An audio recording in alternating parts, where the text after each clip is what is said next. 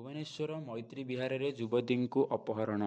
ପ୍ରେମିକ ବନ୍ଧୁଙ୍କ ଅଭିଯୋଗ କ୍ରମେ ପ୍ରେମିକାଙ୍କୁ କରାଯାଇଛି ଅପହରଣ। ଭୁବନେଶ୍ୱର ମୈତ୍ରୀ ବିହାର ଅଞ୍ଚଳରେ ଅଭାବନୀୟ ଘଟଣା। ରକ୍ତ ଜୁଡୁବୁଡୁ ଅବସ୍ଥାରେ ଥାନାରେ ପହଞ୍ଚିଲେ ପ୍ରେମିକ ବନ୍ଧୁ।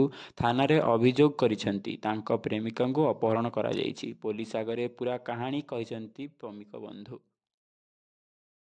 ବ୍ରାଉନ ସୁଗାର ଧରିବାକୁ ବେଳେ ଅବକାରୀ ଟିମ୍ ହଟହଟା। ମହିଳାଙ୍କୁ ଗିରଫ ବେଳେ ଟିମ୍କୁ ଘେରିଲେ ଉତ୍ତ୍ୟକ୍ତ ଲୋକେ। ବ୍ରାଉନ ସୁଗାରକୁ ଧରିବାକୁ ଯାଇ ହଟହଟ ହେଲା ଅବକାରୀ ଟିମ୍। ବାଲେଶ୍ୱରର କମର୍ଦ୍ଦା ବଜାର ନିକଟରେ ବେଆଇନ ବ୍ରାଉନ ସୁଗାର କାରବାର ଚାଲିଥିବାର ଖବର ପାଇଥିଲା ଅବକାରୀ ସାଟେଲାଇଟ ଟିମ୍। ଖବର ପାଇ ଅବକାରୀ ଟିମ୍ କରିଥିଲା ଚଢ଼ାଉ।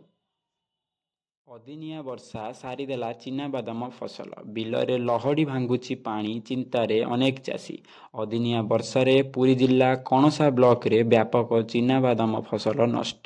2 ଦିନ ହେଲା ଲଗାଣ ବର୍ଷା ଯୋଗୁଁ ବୁଣା ଯାଇଥିବା ଚିନାବାଦାମ ଜମିରେ ପାଣି ଜମି ରହିଛି। ଫଳରେ ଚାଷ ନଷ୍ଟ ହେବାକୁ ବସିଛି। ଆସନ୍ତାକାଲିଠାରୁ ପୁଣି ବର୍ଷା। ଘନ କୁହୁଡ଼ି ନେଇ ପାଣିପାଗ ବିଭାଗର 5 ଜିଲ୍ଲାକୁ ୟେଲୋ ଆଲର୍ଟ। ପୁଣି ଆସୁଛି ବର୍ଷା। ରାଜ୍ୟରେ ଗତ କିଛି ଦିନ ହେବ ବର୍ଷା ଜାରି ରହିଥିବା ବେଳେ ପାଗ ପରିବର୍ତ୍ତନ ହୋଇଛି।